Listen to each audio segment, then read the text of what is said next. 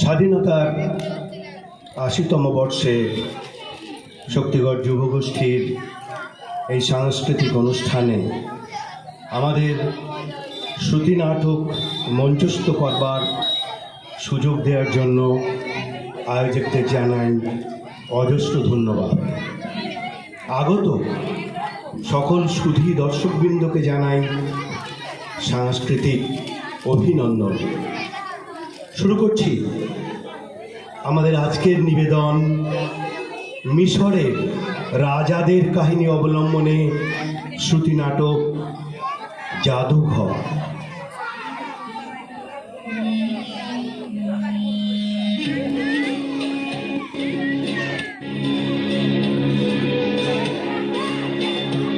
রচনা সমীর দাশগুপ্ত,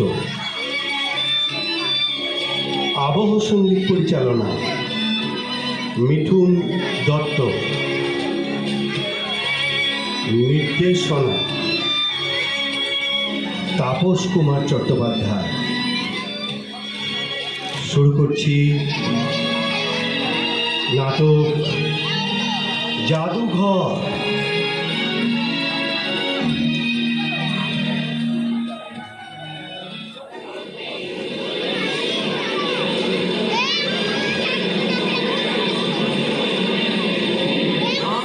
আসুন আসুন আসুন আসুন স্যার, এটা হলো মমি। মিশরীয়রা বিশ্বাস করত মৃত এবং সমাধিস্থ মানুষের আত্মা জীবিত থাকতে পারে, তাই তারা মৃতদেহকে ঠিক মতো সংরক্ষণ করত। তারা মনে করত আত্মা যে কোনো সময় দেহে ফিরে আসতে পারে, আর এই বিশ্বাস থেকেই তারা মৃত মানুষের ভেতরের নাড়ি ভুঁড়ি সমস্ত কিছু বার করে মৃতদেহটিকে লবণাক্ত সলিউশনে ভেজাত, তারপর রজন মিশ্রিত সাদা কাপড়ে জড়িয়ে রাখত। আর এভাবেই সংরক্ষিত করা দেহ কখনো পচে বিকৃত হতো না। হ্যাঁ, তবে শুকিয়ে যেত। আর এই যে স্যার, এদিকে আসুন আসুন আসুন, এই যে পোশাকটা দেখছেন, এটা হলো মুঘল আমলে হারেমের মুঘল বাদশারা যে সমস্ত ওই সুন্দরী রমণীদের নিয়ে আসতেন, তারাই এই পোশাক পরতেন। এদিকে আসুন স্যার, এদিকে আসুন আসুন, দেখুন স্যার, এই বুদ্ধ মূর্তিটা দেখুন। এই বুদ্ধ মূর্তি পাথর খোদাই করে এই মূর্তিটি তৈরি করা হয়েছে। তবে কোন ভাস্কর্য শিল্পী যে এইরকম অসাধারণ মূর্তি তৈরি করেছেন তা কিন্তু আমাদের জানা নেই। আর এই যে স্যার, এই জীবজন্তু দানবের মূর্তি সম্বলিত যে শিলমোহর দেখছেন, এগুলো কিন্তু স্যার পাওয়া গেছে সেই হরপ্পা মহেঞ্জোদারোতে। আসুন স্যার, আসুন স্যার, আসুন আসুন, এই পাশের গ্যালারিতে আসুন। এই যে জন্তুটার ফসিল আপনি দেখছেন, এটার নাম ডাইনোসর। পৃথিবীর সৃষ্টির আদিতে এ ধরনের জন্তু দেখাই যেত, কিন্তু বর্তমানে বিলুপ্ত। Yes, these all are the extinct animals. এই যে ডাইনোসর, ট্রাইনোসর, আর্কিওপটেরাস, ম্যামথ, এই সব কিছু লুপ্ত হয়ে গেছে। But once upon a time, these were the living animals. সেসব যুগ প্লিস্টোসিন, প্লায়োসিন, মায়োসিন, অলিগোসিন, বুঝতে পারছেন তো? এগুলো হলো এক একটা যুগ। অদ্ভুত অদ্ভুত প্রাণী, অদ্ভুত অদ্ভুত গাছপালা সেসব যুগে মাথা উঁচু করে বেঁচেছিল। কিন্তু ওই যে ডারউইন, আচ্ছা আপনি ডারউইনের নাম শুনেছেন তো? সেই যে তার বিখ্যাত তত্ত্ব স্ট্রাগল ফর এক্সিস্টেন্স, অর্থাৎ বাঁচবার জন্য লড়াই। সে লড়াইয়ে যারা টিকে থাকতে পারেনি তারাই লুপ্ত হয়ে গেছে। সব আজ এই জাদুঘরে বন্দী। আজকের আজকের যুগে দেখেন না, যার যত শক্তি সে শুধু মাথা উঁচু করে বেঁচে থাকে। I mean survival of the fittest. The feet live to reproduce and the live perish. অদ্ভুত অদ্ভুত মহাকাশের মতোই পৃথিবীর সৃষ্টির রহস্যময়, অনন্ত রহস্যের গোলক ধাঁধা। আচ্ছা, আপনি তো মিউজিয়ামের গাইড, এত সব কথা বললাম, কিছু মনে করলেন না তো? আরে আরে না না না না না, আরে মনে করব কেন? আপনার পাণ্ডিত্য দেখে আমি, আচ্ছা আপনি কি এই বিষয় নিয়েই? আরে না না না, আমি একজন সাধারণ এনথ্রোপোলজিস্ট। আমি যদি ভুল না করে থাকি তাহলে আপনাকে মনে হচ্ছে আমি এই মিউজিয়ামে বহুবার দেখেছি। ঠিকই দেখেছেন মশাই, এই এই জাদুঘরের জাদু আমাকে সব কিছু ভুলিয়ে দেয়। It's like a hypnotic spell to me. তাই তাই আমি সময় পেলেই ছুটে আসি এখানে। জাদুঘরের প্রতিটি ইট আমাকে অতীতের স্বপ্ন দেখায়। উফ, কি বিস্ময়, কি বিস্ময় চারিদিকে। অদ্ভুত মানুষ তো।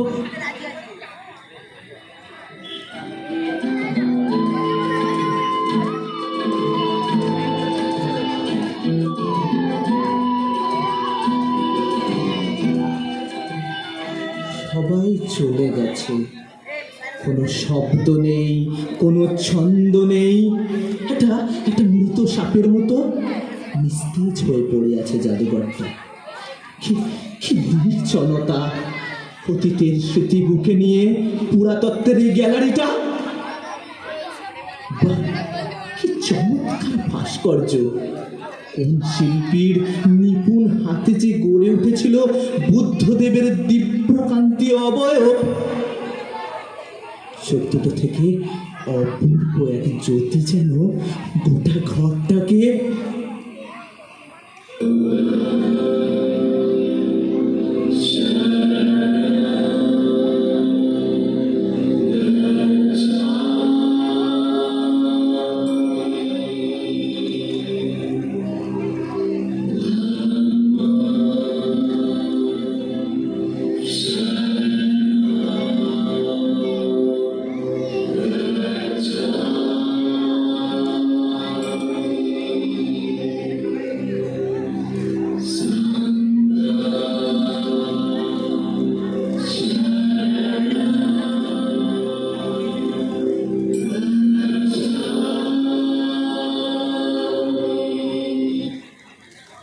এই এই সেই মোগল আমলের স্মৃতি।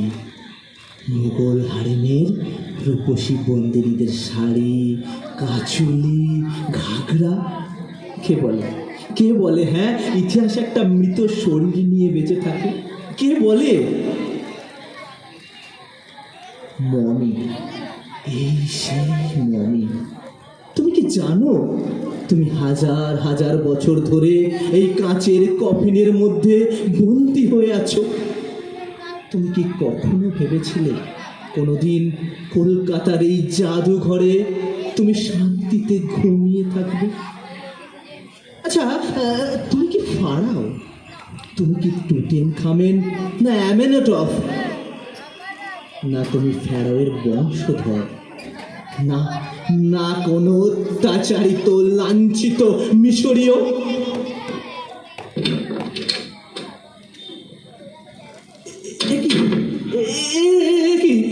জাদুঘরের জানলা সব বন্ধ হয়ে গেল কেন?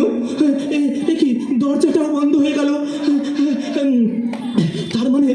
তার মানে সারা রাত আমাকে এই ঘরের মধ্যে বন্দি হয়ে থাকতে হবে? না না না না না, অসম্ভব। একা একা অতীতের এই স্মৃতিকে সঙ্গী করে না না না না। এই কে আছো? কে আছো? দরজা খোলো, দরজা খোলো বলছি। কে আছো? দরজা খোলো বলছি। কে আছো? কেউ নেই। বর্তমান আজ মৃত। শুধু শুধু মাথা উঁচু করে জেগে আছে অতীতের মুখরিত এই জাদুঘরের 4টে দেওয়াল। মমতা শুয়ে আছে ঠিক হাজার হাজার বছর ধরে যেমন করে শুয়েছিল, ঠিক তেমন করে। চোখ নেই, মমির ভেতর থেকে উকি মারছে শুধু চোখের দুটো ভয়ঙ্কর কোটর, যেন যেন অতীতের গর্তটা ক্রমশ গভীর থেকে গভীরতর হচ্ছে। নাকের কিছু অংশ বেরিয়ে এসেছে, যেন যেন বিকৃত বর্তমানের কাছে অতীতটা যেন একটা পচনশীল অস্তিত্ব হয়ে ধরা পড়ে। ঠিক তেমনি পা দুটো ব্যান্ডেজে আবৃত। হৃৎপিণ্ডটা স্তব্ধ হয়ে আছে 3000 বছর ধরে।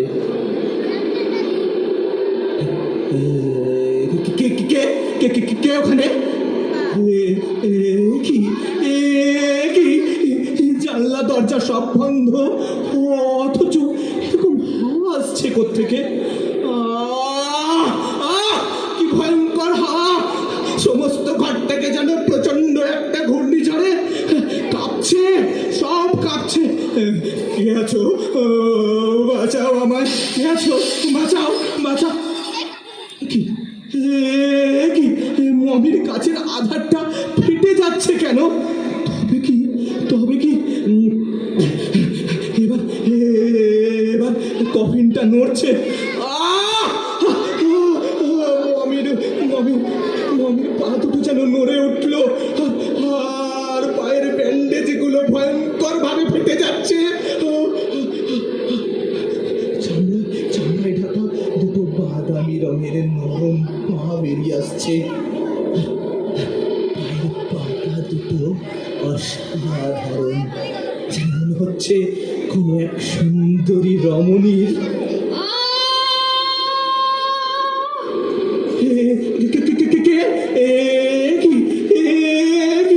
মমিটা সোজা হয়ে উঠে বসছে, তার ভেতর থেকে বেরিয়ে আসছে পচা বিকৃত ভয়ঙ্কর কঙ্কালের। বাঁচাও! কে আছো? বাঁচাও আমায়! দরজা খোলো বলছি, দরজা খোলো! কে আছো? ভয় পেও না, আমার দিকে তাকিয়ে দেখো। কে কে তুমি? আমি ওসাইরিস। ওসাইরিস? আমি ফারাও কন্যা ওসাইরিস।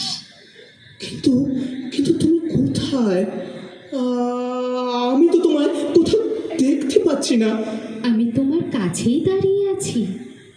আচ্ছা আচ্ছা, কোন ফারাওয়ের কন্যা তুমি? জাওজাত্রস, ক্রোনোস, চিওপস না অ্যামিনোটফ? আমি ফারাও শেষোত্রিশের একমাত্র কন্যা। 3000 বছর ধরে আমি বন্দী হয়ে আছি, কেউ আমাকে মুক্তি দেয়নি। আমি এই 3000 বছর ধরে পাগলের মতো মুক্তির চেষ্টা করেছি, কিন্তু পারিনি। 3000 বছর ধরে তুমি এই কলকাতার জাদুঘরে বন্দী হয়ে আছো? হ্যাঁ, একমাত্র তুমিই আমাকে মুক্তি দিতে পারো। আমি আর এই কফিনের মধ্যে বন্দী হয়ে থাকতে পারছি না। আমার শরীর থেকে মাংস খসে খসে পড়ছে, অথচ কি নরম, পাখির পালকের মতো নরম ছিল আমার শরীর। আমার মাথায় এখন চুল নেই, শুধু হাড়ের একটা স্তূপ। অথচ কালো চুলের বন্যায় আমি একদিন, জানো জানো আমার গায়ের চামড়া মখমলের মতো নরম ছিল। আমি রোজ দুধে স্নান করতাম, অথচ আমার শরীরে এখন চামড়া নেই, একটা ভয়ঙ্কর। তুমি তুমি চুপ করে আছো কেন?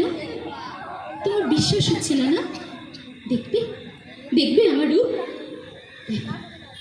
দেখো, আমার দিকে ভালো করে তাকিয়ে দেখো।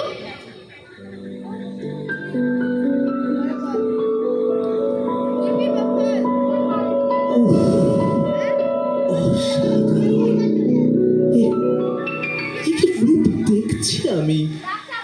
এরকম ভুবন ভোলানো রূপ যে কারো হতে পারে তা আমি উফ, অসাধারণ। গায়ের রং ঘোর তাম্রবর্ণ, উজ্জ্বল আলতো দুটো চোখ, আর নীল চোখের তারা, গভীর সমুদ্রের ব্যঞ্জনা, মেঘবর্ণের মতো কালো চুল, করিন্থির ব্রোঞ্জের মতো উজ্জ্বল মুখমণ্ডল, যেন যেন নীল নদীর দেশের এক মানবী 3000 বছর অতিক্রম করে আমার চোখের সামনে এসে। মুগ্ধ হচ্ছ না আমাকে দেখে? সত্যি কথা বলো, বলো। উফ, এই যে কি মুগ্ধতা, তা আমি তোমায় বলে বোঝাতে পারবো না ওসাইরিস। মনে হচ্ছে কে কে কে সেই নিষ্ঠুর পুরুষ যে তোমার মতো রূপসীকে বন্দি করে রেখেছিল? আমার বাবা। তোমার বাবা? মানে ফেরাও সেসুট্রিস? কিন্তু কেন? শুনবে? সত্যি শুনবে তুমি? নিশ্চয়ই শুনবো। বলো বলো, কি এমন অপরাধ করেছিলে যার জন্য সেসোট্রিস তার নিজের সৃষ্টিকে এমন ভাবে? ভালোবাসা। ভালোবাসা, সেই প্রাচীন শব্দটা 3000 বছর আগেও এই ভালোবাসা এমন করে। শব্দটার অর্থ আর পরিণতি সম্পূর্ণ আলাদা, নইলে? আমার অপরাধ, আমি ফারাও সেসুট্রিসের কন্যা। ভালোবেসেছিলাম সামান্য এক সৈনিক অ্যামিনবকে।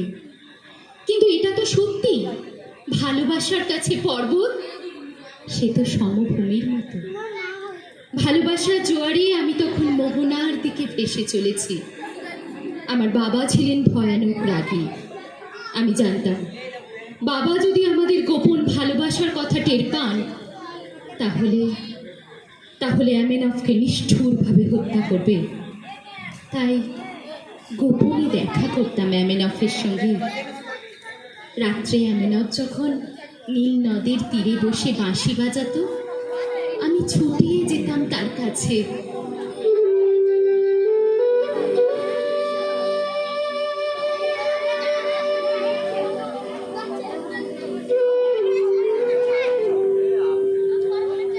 আরে রাজকুমারী, কতক্ষণ এসেছো? অনেকক্ষণ। তুমি আপন মনে বাঁশি বাজাচ্ছিলে তো, তাই টের পাওনি। এ বাঁশির সুর আমি কোত্থেকে পাই জানো? হ্যাঁ, তোমার হৃদয়ের কাছ থেকে।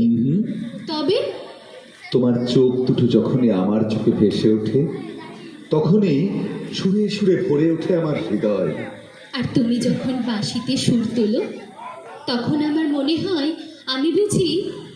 বিশ্বাস করো, তোমার এই বাঁশির সুর যখনই আমি শুনতে পাই, তখনই মনে হয় এই থিপসের প্রাচীর, এই রাজপ্রাসাদের দেওয়াল, লোহার দরজা সব সব কিছু ভেঙে ফেলে ছুটে আসি আমি তোমার কাছে। আচ্ছা, আচ্ছা, সব মানুষ তোমার মতো সুন্দর হয় না কেন? তোমার মতো পবিত্র হয় না কেন? তোমার মতো শান্ত স্নিগ্ধ হয় না কেন? আচ্ছা রাজকুমারী, তোমার আজ কি হয়েছে বলো তো? আমাদের পূর্বপুরুষের কথা ভাবো। ফারাও জোসের, ফারাও জাউজাউথ্রোস, ফারাও ক্রোনোস, সবাই সবাই কি ভয়ঙ্কর! যেমন ক্রুদ্ধ তেমন নিষ্ঠুর। আমার বাবাও, হ্যাঁ হ্যাঁ, আমার বাবাও। এরা প্রত্যেকে যেন এক একজন আতঙ্কের জনক। ওই যে ওই স্পিংসটা দেখো না, কিরকম একটা ভয়ঙ্কর চেহারা নিয়ে। আরে না, আসলে ওরা হলেন দেশের রাজা, ফারাও, আমাদের দেবতা। ওদের শরীর আভিজাত্যের নীল রক্তে ভর্তি। আচ্ছা, তুমি কেন যুদ্ধ করো বলো তো? তোমার তো যুদ্ধ করা সাজে না। তবে তাছাড়া আমি জানি তুমি যুদ্ধ করতে পারো না। একজন ভালো সৈনিক কি বাঁশি বাজাতে পারে? যে বাঁশি বাজায় সে কি যুদ্ধ করতে পারে? ঠিকই তো। তুমি বরং যুদ্ধের কাজ ছেড়ে দাও। বেশ, তারপর? তারপর আর কি, একদিন গভীর রাত্রে আমরা হাত ধরাধরি করে এই থিবস নগরী ছেড়ে পালাবো। কোথায়? দূরে, বহু দূরে, নীলনদ ছাড়িয়ে মরুভূমি পেরিয়ে এমন এক দেশে পালিয়ে যাব যেখানে কোনো যুদ্ধ নেই, কোনো অত্যাচার নেই, কোনো ভালোবাসার ভয় নেই, যেখানে প্রতিটি মানুষ শুধু বাঁশি বাজায়। তুমি তুমি কি সব ভয়ঙ্কর কথা বলছো রাজকুমারী? তোমার বাবা ফারাও সেসট্রিস যদি একবার জানতে পারেন তাহলে। তোমাকে হত্যা করবেন, তাই তো? ভুল করবেন, তাহলে মারাত্মক ভুল করবেন। তোমার এতটুকু ক্ষতি যদি বাবা করে তাহলে বাবা আমাকেও হারাবেন। হ্যাঁ হ্যাঁ মেনফ, তোমাকে ছাড়া আমার কোনো অস্তিত্ব নেই, আমার কোনো অর্থ নেই। তুমি যে আমার শুক্লপক্ষের চাঁদ, অমাবস্যার অন্ধকার। মাঝে মাঝে ভাবি, ফারাও কন্যা ওসাইরিস কেন আমার মতো একজন সাধারণ সৈনিককে। এই শোনো, এই এক কথা না রোজ রোজ শুনতে আমার ভালো লাগে না। কি বিস্ময়, কি বিস্ময় ভালোবাসা। এমেনফ, কোমর থেকে তোমার তলোয়ারটা খুলে নাও তো। কেন? আগে খুলে নাও না। আচ্ছা বাবা, আচ্ছা, এই খুললাম। এখানে রাখো। রাখলাম। এবার? এবার সেই কবিতাটা একবার শোনাও। কবিতা? কোনটা? সেই যে, নীল আমার নীল, আমার নীল, প্রিয় নীল, যৌবনের উচ্ছ্বাসে তুমি খুশিতে কি ঝিলমিল। নীল, আমার নীল, আমার নীল, প্রিয় নীল, যৌবনের উচ্ছ্বাসে তুমি খুশিতে কি ঝিলমিল। নীল নদ তুমি ধীরে বয়ে যাও চলে, তুমি রেগে গেলে দেশেতে আগুন জ্বলে। যদি থেমে যাও মিশর যে থেমে যায়, রাজা প্রজা সবে দুঃখেতে কাতরায়। যবে তুমি ছোট মাটি উল্লাস করে, খেতে ফলে গম খামারে শস্য ভরে, প্রাণ পাই সবে আনন্দে সবে জাগে। চারিদিকে যেন প্রাণের উৎসব লাগে। আকাশ বাতাস মাটি ও পাহাড়ে গড়ে ওঠে ঝিলমিল। দেবতা তোমাকে প্রণাম, প্রণাম তোমাকে নীল, প্রণাম তোমাকে নীল। রাজকুমারী, রাজকুমারী, ফারাওয়ের দেহরক্ষী মনে হচ্ছে এদিকে আসছে। পালিয়ে যাও, তুমি পালিয়ে যাও এমেনফ, পালিয়ে যাও। তুমি তুমি কি করবে? দেরি করছো কেন? আমাকে নিয়ে ভাবতে হবে না, তুমি পালাও।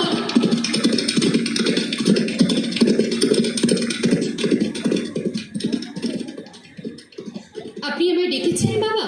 কে? ও ওসাইরিস। হ্যাঁ হ্যাঁ, তোমাকে আমি ডেকে পাঠিয়েছি। তুমি জানো তোমাকে আমি অসময়ে কেন ডেকে পাঠিয়েছি? না। জানো? সত্যিই জানো না? আমি যদি বলি তুমি অনুমান করতে পারছো কেন আমি তোমায় এত রাত্রে ডেকে পাঠিয়েছি? আমি কিছু বুঝতে পারছি না বাবা। পারবে পারবে, নিশ্চয়ই পারবে। তুমি প্রতি অমাবস্যা আর পূর্ণিমার রাতে নীল নদের তীরে যাও। কেন যাও? না না, মানে আমার ভালো লাগে। ভালো লাগে? আলো এবং অন্ধকার এই দুটোই তোমার ভালো লাগে। আশ্চর্য, তোমার ভালোবাসার মধ্যে কোনো সামঞ্জস্য নেই দেখছি।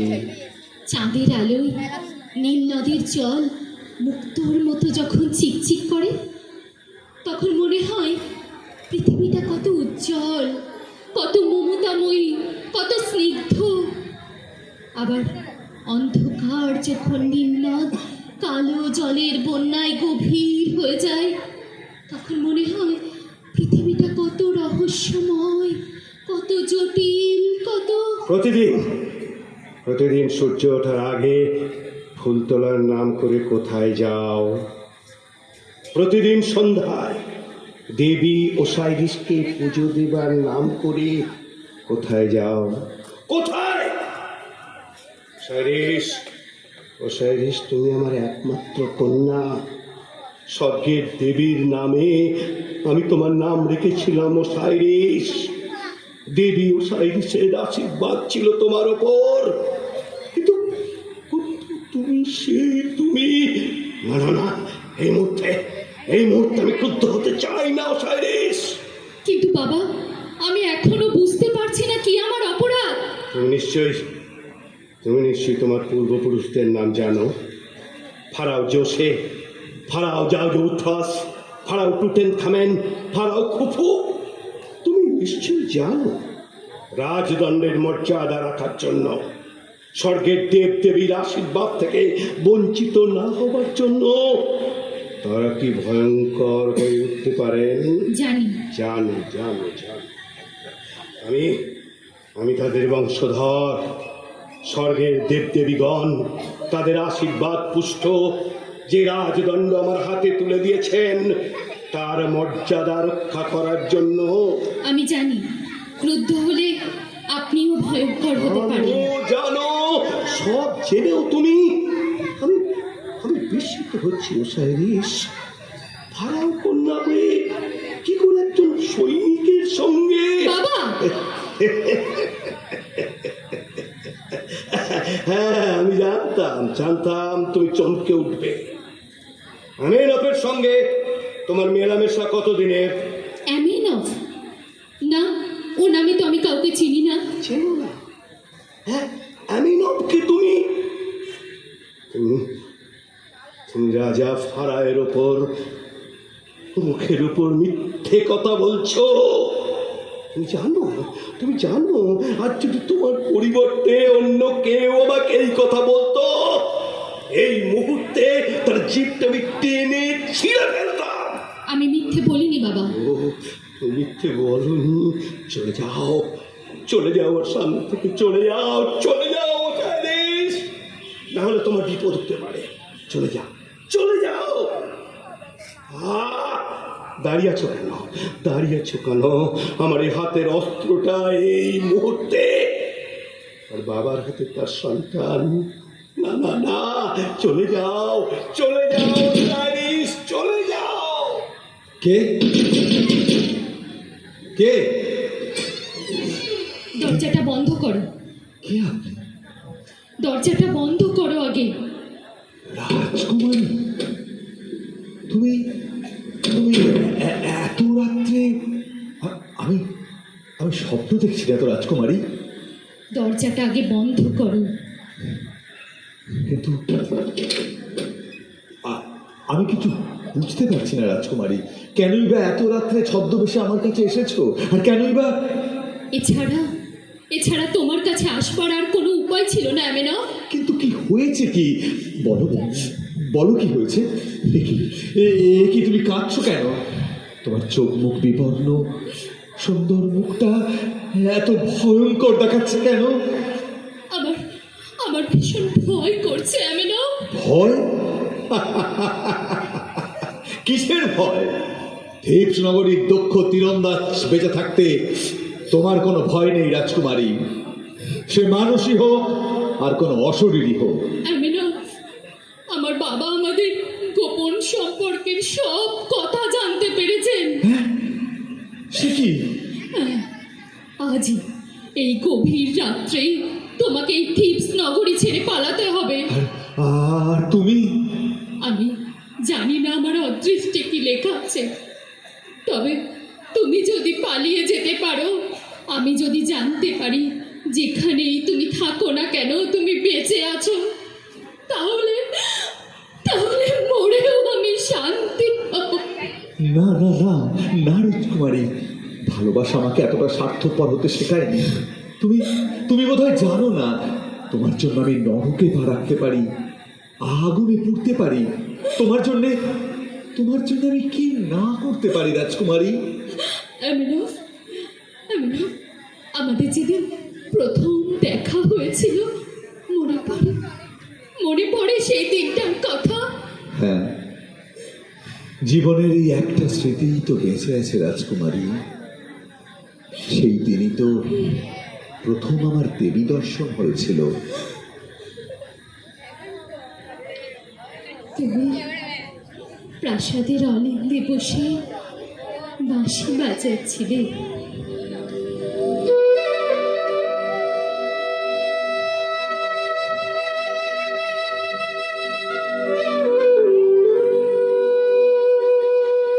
বাহ, ভারী সুন্দর বাঁশি বাজাও তো তুমি। আমার অভিবাদন গ্রহণ করুন রাজকুমারী ওসাইরিস। না না, মাথা নোয়াতে হবে না। ফারাও কন্যাকে মাথা নুয়ে অভিবাদন করাই তো রাজভক্তির নিদর্শন। কিন্তু তোমার বাঁশির সুরে যে কি জাদু আছে তা তুমিই জানো। মাথা নোয়াবো তো আমি। ছি ছি, এমন কথা বলবেন না রাজকুমারী, এ কথা শোনাও পাপ। আমার এত দূর স্পর্ধা হয়নি যে। শোনো, তুমি কি আমার বাবার দেহরক্ষী? না রাজকুমারী, সে সৌভাগ্য আমার এখনো হয়নি। আমি সামান্য এক সৈনিক মাত্র। তুমি যুদ্ধ করো? হ্যাঁ, ওটাই তো আমার বৃত্তি, বেঁচে থাকবার একমাত্র অবলম্বন। না, তুমি যুদ্ধ করবে না। তবে যে বাঁশির সুরে তুমি আমাকে পাগল করে আমাকে নেশায় মাতিয়ে তুলেছ, সেই বাঁশি ছেড়ে তুমি অস্ত্র ধরবে না। আর শোনো, রোজ রোজ সন্ধ্যাবেলায় তুমি ঠিক এইখানটাতে বসে বাঁশি বাজাবে। ঠিক আজকে যে সুরে বাজাচ্ছিলে সেই সুরে। আমি যেখানে যেমন অবস্থায় থাকি না কেন, আমি কিন্তু শুনব। তুমি শুধু ভাববে তুমি আমার জন্য বাঁশি বাজাচ্ছ। বলো বলো, বাজাবে তো?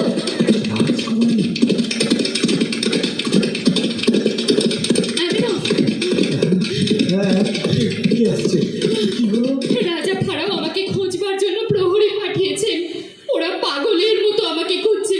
তুমি পালাও, তুমি এই কালো পোশাকটা গায়ে চাপিয়ে বেরিয়ে পড়ো। এই পেছনের পথ ধরে খানিকটা এগোলেই যে প্রথম পরীক্ষাটা দেখতে পাবে, ঠিক তার নিচেই দাঁড়িয়ে আছে তোমার অশ্ব। আর শোনো, অশ্ব নিয়ে তুমি এই বালুকারাশির পথ ধরবে। কোনোভাবেই যেন প্রাসাদের পথ ধরবে না। তোমাকে পথ দেখাবে আমার আর এক সহচরী। সেও ছদ্মবেশে অশ্বের পিঠে থাকবে। তুমি কি করবে রাজকুমারী? কোনো কথা নয়, আর ওরা পাগলের মতো তোমায় খুঁজছে। না না না, তুমি। আমি যা হোক একটা কিছু ব্যবস্থা করবই। হয় না রাজকুমারী, তুমি মরবে আর আমি বেঁচে থাকবো। আমি আমি কি নিয়ে বেঁচে থাকবো? কিসের জন্য বেঁচে থাকবো? আবেগের সময় এখন নয় এমেনব, তুমি পালাও। তুমি তুমি কি বলছো রাজকুমারী? দরজা খোলো, ভেতরে কি আছো? দরজা খোলো, ওরা এসে পড়েছে এমেনব, দরজা খোলো, ওরা এসে পড়েছে। দরজা খোলো এমেনব, নইলে কিন্তু আমরা দরজা ভেঙে ফেলবো। রাজকুমারী, রাজকুমারী, রাজকুমারী, কি? এসো না, এসো না, আমরা একসঙ্গে। এই যে আমার তলোয়ার। শোনো, ছোট এই অস্ত্রটা আমিও সঙ্গে নিয়ে এসেছি। ভেবেছিলাম তোমার বাঁশির সুরে জীবনটাকে ভরিয়ে তুলবো কানায় কানায়। ভেবেছিলাম তোমার ভালোবাসায় নিজেকে ভরিয়ে দিয়ে হাসবো, ছুটবো, ভাসবো, গান গাইবো। ভেবেছিলাম থিপসের এই প্রাচীর ভেঙে ফেলে অত্যাচারের নিষ্ঠুরতার কারাগার থেকে পালিয়ে গিয়ে বাঁচবো, স্বপ্ন দেখবো। হলো না এমেনব, হলো না। বিধাতা এরকম নিষ্ঠুর, কঠিন, কি সাংঘাতিক ভয়ঙ্কর, সহ্য হলো না। কেন এরকম হলো এমেনব? কেন? রাজকুমারী, আমাদের সুখ কেউ কেড়ে নিতে পারবে না। বিধাতার নয়। আমরা আমরা সেই মহাশূন্যের মতো অনন্ত নদীর তীরে বসে আশার বাসে বাঁচাবো, আবার গান গাইবো, আবার ভালোবাসবো। ভালোবাসা, ভালোবাসা। তাহলে তাহলে তুমি আমাকে আগে মুক্ত করো। না না না, তুমি আমাকে আগে হত্যা করো। না, তুমি আমাকে। দরজা ভাঙো। না, সৈনিক, বন্দি করো এদের। টুতে এনাফ। ফারাও কন্যার অঙ্গ স্পর্শ করবে ও অধিকার তোমাকে মহামান্য ফারাও দেননি। আমি দুঃখিত মহামান্য সাইরিস, তিনি আমাকে তেমন আদেশ দিয়েছেন। সৈনিক বন্দি করে দে।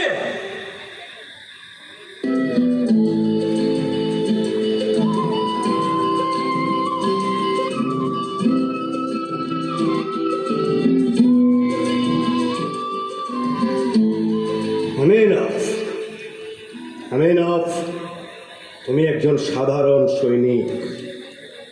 তুমি প্রথম জীবনে ছিলে এক কৃষক, তোমার বাবা ছিল এক কৃতদাস। তুমি কিন্তু খুবই ভালো জাতের এক যোদ্ধা।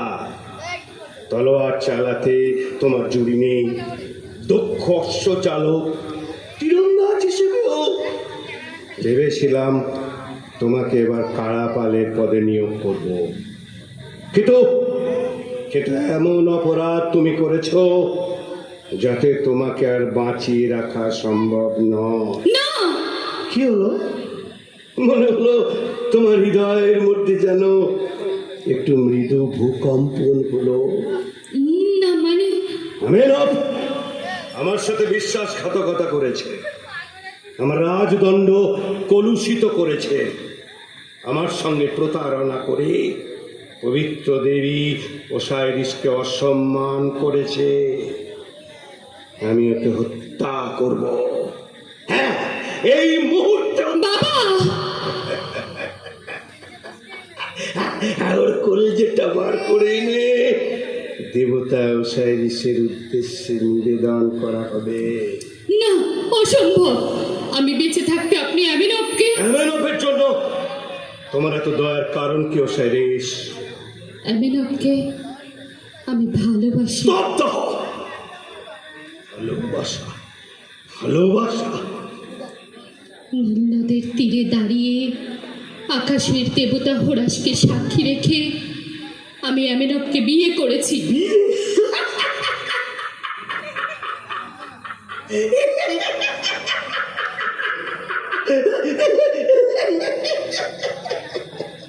হ্যাঁ হ্যাঁ, আমিও তোমার সঙ্গে আকাশের দেবতা হোরাসের বিয়ে দিতে চাই। মন্দিরের পুরোহিত কি দেবতা হোরাসের মূর্তি নিয়ে অপেক্ষা করছে? হ্যাঁ মহামান্য ফারাও। তাকে এখানে নিয়ে এসো। হ্যাঁ, আর শোনো, বাজিয়ের দল এসেছে, তাদের এখানে আসতে বলবে। আমার কন্যার বিবাহ আমি এই পাতালপুরীর গুপ্ত কক্ষেতেই দিতে চাই। যাও।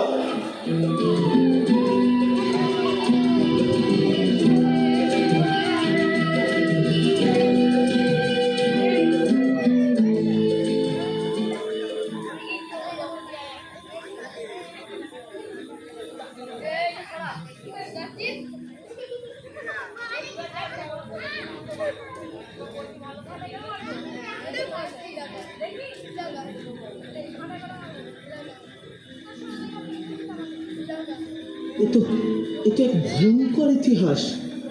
পৃথিবীর ইতিহাসে এই ভালোবাসা নিয়ে কত নির্মম ঘটনা ঘটেছে। এই ভালোবাসার পেছনে রয়েছে কত চোখের জল, কত যন্ত্রণা, কত বিষণ্ণতা। কিন্তু এই রকম পৈশাচিক ঘটনা কখনো, ও কি ভয়ঙ্কর, কি নিষ্ঠুরতা! তারপর কি হলো রাজকুমারী ওসাইরিস? মন্দিরের পুরোহিত এলেন, যার সাথে আমার বিয়ে হবে সেই আকাশের দেবতা হোরাসের মূর্তি নিয়ে। আমিনভকে বাঁধা হলো গুপ্ত কক্ষের একটা স্তম্ভের সঙ্গে। দেহরক্ষী টুতেনাফ তৈরি হলো ধারালো একটা অস্ত্র হাতে নিয়ে। এখন শুধু বাবার আদেশের প্রতীক্ষা। বেজে উঠল বাজনা।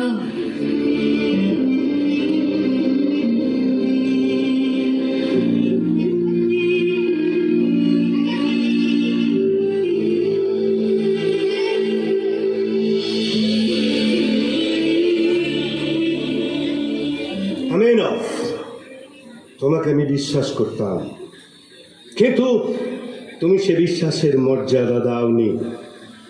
আমার ফুলের মতো সুন্দর, দেবতা ওসাইরিসের মতো পবিত্র কন্যাকে তুমি অপবিত্র করেছ।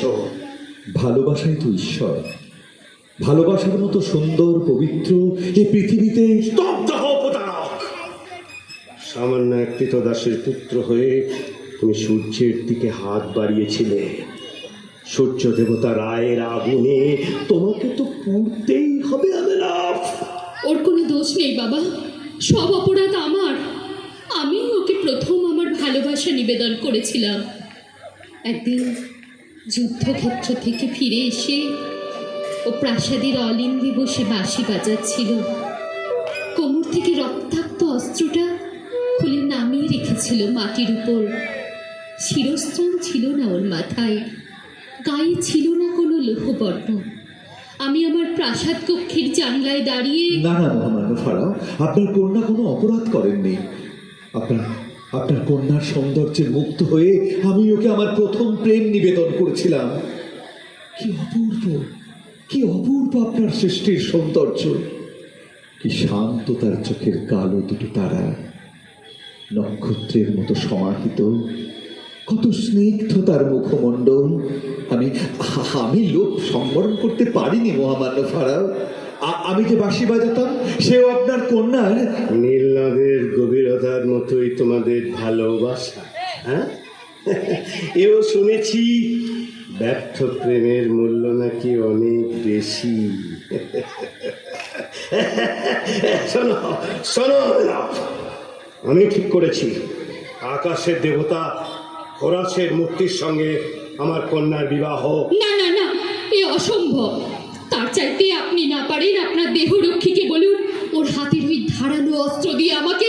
দেবতার আশীর্বাদ পুষ্ট ওই অস্ত্র শুধুমাত্র আমেনাফের জন্যই ব্যবহার করা হবে। ওসাইরিস, পুরোহিত, বিবাহের কাজ শুরু করো। বাজনা থেমে গেছে কেন? বাজাও।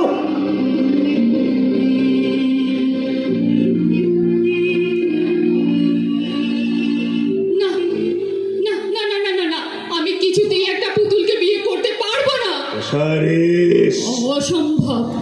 আপনি আমেনাফকে মেরে ফেলুন, আমাকে মেরে ফেলুন, কিন্তু বিয়ে আমি কিছুতেই করব না। টুটেনফ, এখনো দাঁড়িয়ে আছো কেন? আমেনাফের হৃৎপিণ্ডটা বার করে আনো, তারপরে কৃতদাসদের যেখানে সমাধিস্থ করা হয় সেখানে।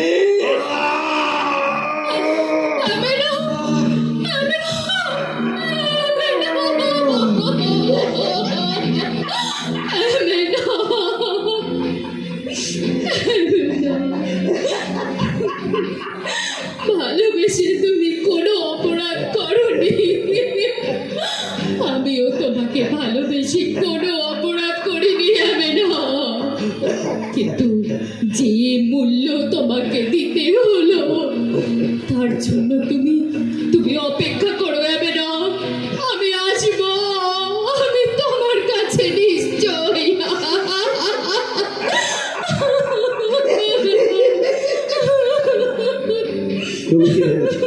তুমি কি ভেবেছ একই কফিনে ঘুম পাড়িয়ে তোমাদের মমি করে রাখা হবে? না না, কিছুতেই না। তোমাকে জীবন্ত অবস্থায় কফিনের মধ্যে ঢুকিয়ে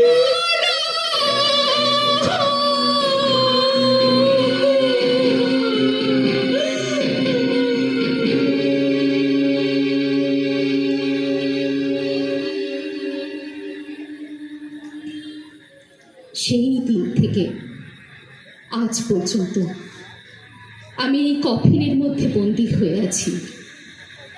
আমি আর পারছি না, তুমি আমাকে মুক্ত করে দাও। আমেনাফ আমার জন্য 3000 বছর ধরে প্রতীক্ষা করে আছে।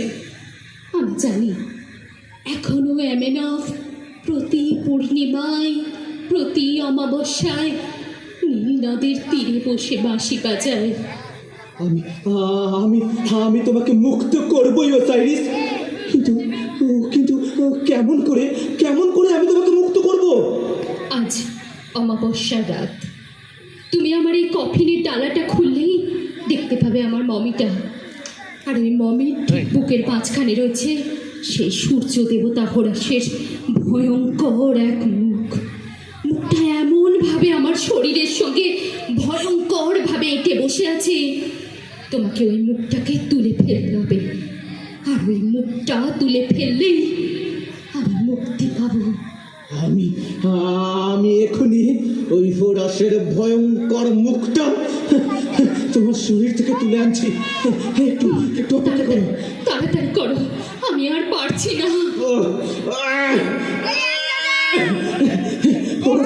হোরাসের ভয়ঙ্কর মুখটা দাঁতে দাঁত চেপে এটে এটে বসে আছে। না, পারছি না, আমি পারছি না ওসাইরিস, কিছুতেই। আমার ভীষণ কষ্ট হচ্ছে, ওরা আমাকে কিছুতেই ছাড়তে চাইছে না। ওই তো একটা শাবল দেখছি দেখছি দেখছি ওই শাবলটা দিয়ে যদি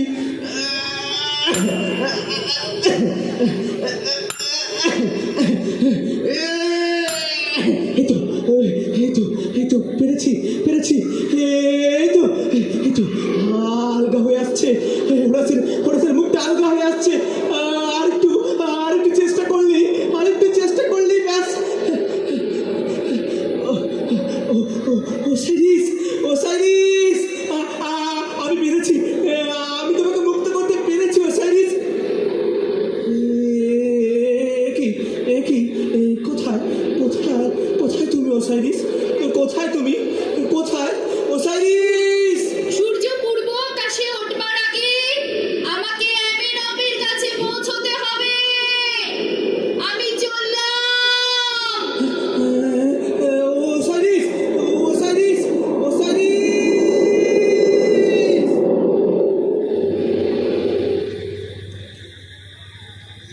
আপনি কি এখন সুস্থ বোধ করছেন?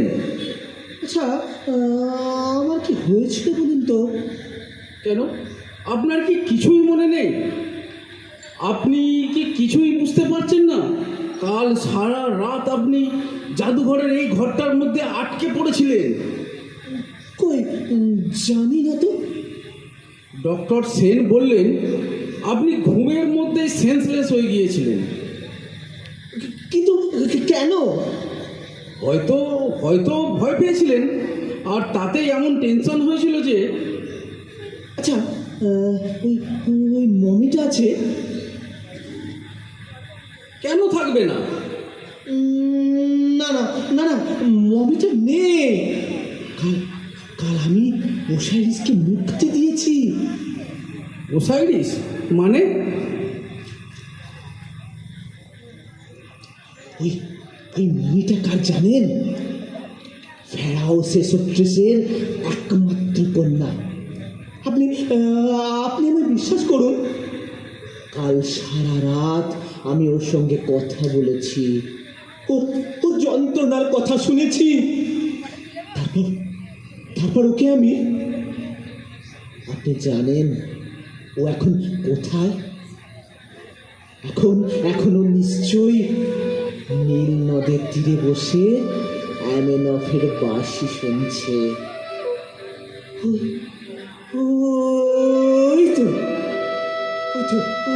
তো বাঁশির সুর।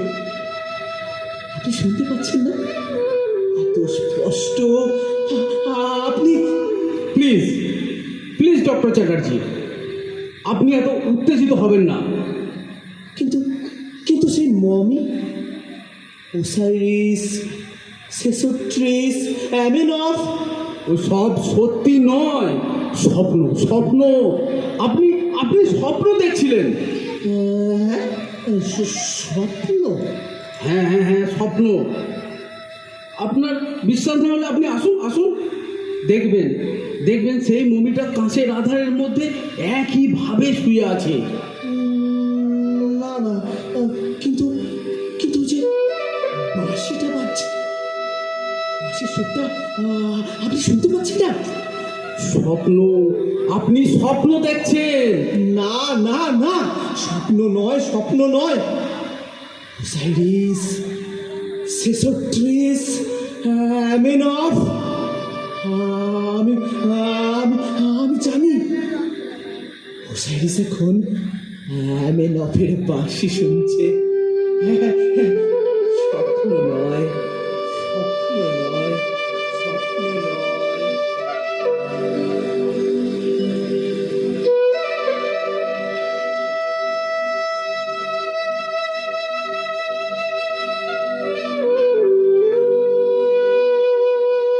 নমস্কার।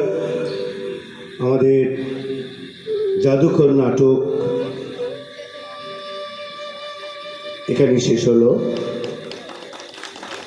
বিভিন্ন চরিত্রে যারা অংশগ্রহণ করেছেন, গাইড সুধাংশু মাবদার, হিরণ্য, তন্ময় মালিক, তুতেনাথ, ইন্দ্রজিৎ তরফদার, শেষত্রিশ, তাপস কুমার চট্টোপাধ্যায়, আমেনক, প্রবীর কুমার দাঁ ও ওসাইরিসের ভূমিকায় রূপালী মুখোপাধ্যায়। নমস্কার, শুভরাত্রি। আপনাদের সকলের মঙ্গল এবং সুস্বাস্থ্য কামনা করি। সকলে ভালো থাকুন।